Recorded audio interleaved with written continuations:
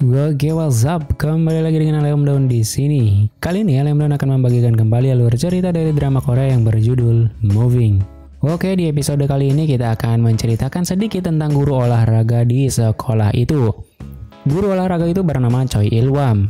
Jadi ceritanya dia adalah mantan seorang tentara yang ingin mengabdikan dirinya sebagai agen rahasia kepada negara di bawah pimpinan Pak Ketua Yongjun. Pak Choi diberi tugas langsung dari Yongjun untuk mengawasi anak-anak yang mempunyai kemampuan supranatural. Agar lebih dekat dengan para muridnya, dia pun diberi tugas untuk menjadi seorang guru olahraga. Untuk angkatan pertama yang ia ajar adalah angkatan si manusia petir. Tapi pada angkatan itu hanya manusia petir yang dia curigai sebagai orang yang mempunyai kekuatan supranatural. Karena manusia petir akan segera lulus, mereka pun mengetes manusia petir itu apakah dia akan berguna jika dilatih atau tidak nantinya. Tesnya itu dengan cara mengeroyok manusia petir itu sampai babak belur. Namun memang mungkin si manusia petir ini tidak bisa berkelahi dan tidak ada motivasi, dia pun habis dikeroyok dan gagal untuk dikembangkan bakatnya itu. Kemudian angkatan selanjutnya adalah angkatan dari anak Naju. Anak Naju ini adalah seorang wanita. Di sekolahnya dia sangat berbakat dalam bidang olahraga dan di sana pun dia adalah sebagai ketua kelas. Dia pun juga sangat baik kepada guru dan teman-temannya. Pak Choi pun sangat senang dengan semua pencapaian muridnya itu. Muridnya pun mengakui secara tidak langsung bahwa dia mempunyai kemampuan khusus yaitu bisa melihat menembus dinding seperti ibunya. Hingga pada suatu hari pada akhirnya malapetaka pun datang pada dirinya. Saat sedang latihan lompat, tiba-tiba saja tubuh anak dari Naju itu ambruk dan dia tidak sadarkan diri dan dilarikan ke rumah sakit. Namun sayangnya sang anak tidak bisa diselamatkan karena dia juga mempunyai penyakit kanker. Dengan hal ini membuat Pak Choi sedih dan teman-temannya juga sangat sedih dan merasakan kehilangan secara mendalam. Hari berganti hari, tahun berganti tahun, dan angkatan berganti angkatan. Pak Choi terus memantau anak-anak yang mungkin saja mempunyai kemampuan khusus.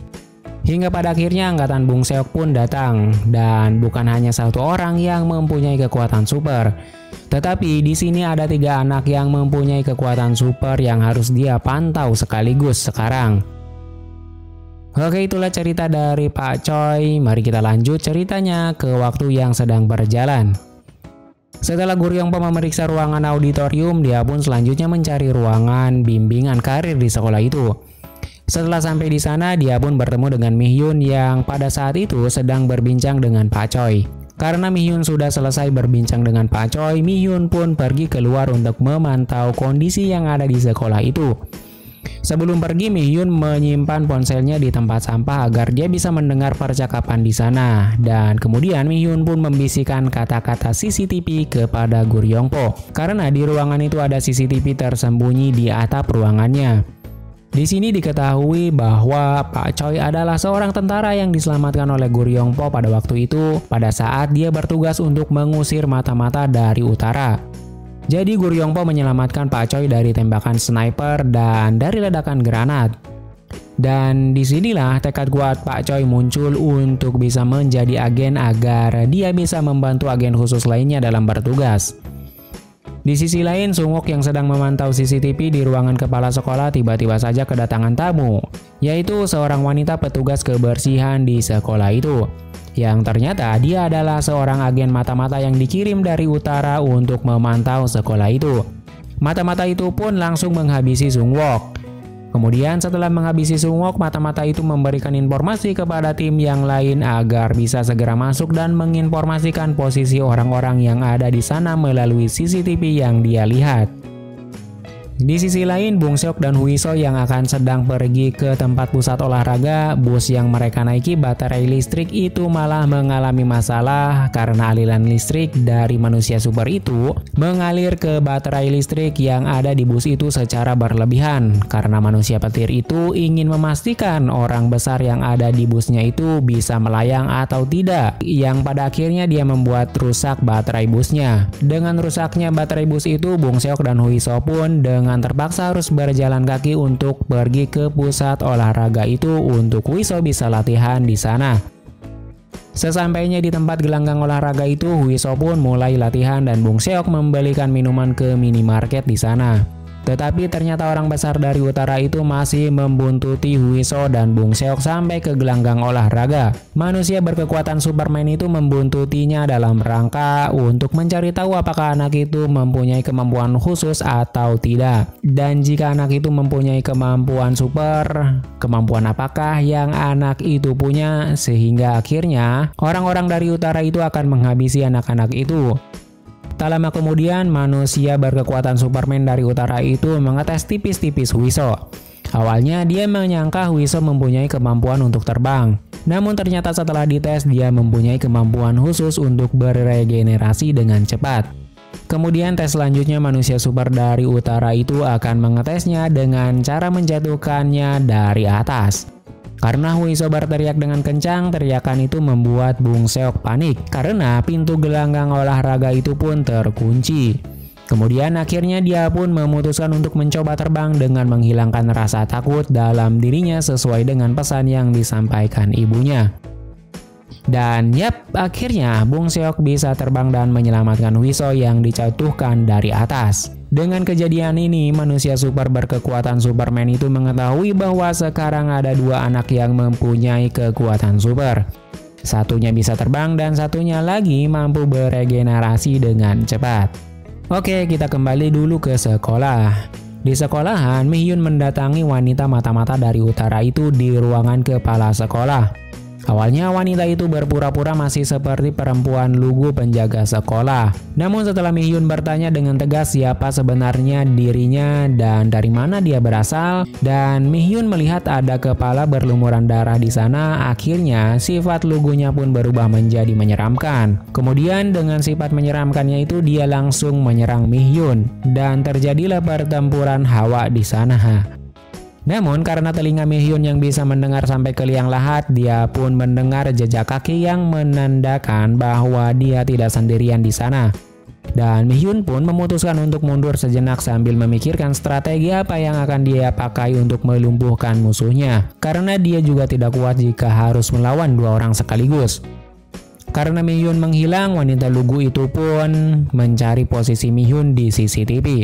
Tapi kata dia loh kok hilang, loh kok nggak ada. Karena Mi-hyun menghilang, akhirnya wanita lugu itu pun menyuruh Mamang Kekar Kalem dari utara lainnya untuk membereskan Bang Kiso yang kebetulan dia masih berada di sekolah untuk mencari berkas catatan tentang anak-anak berkekuatan khusus yang Il-hyun kumpulkan. Tak pakai lama si Mamang Kekar Kalem dari utara itu pun mendatangi Bang Kiso.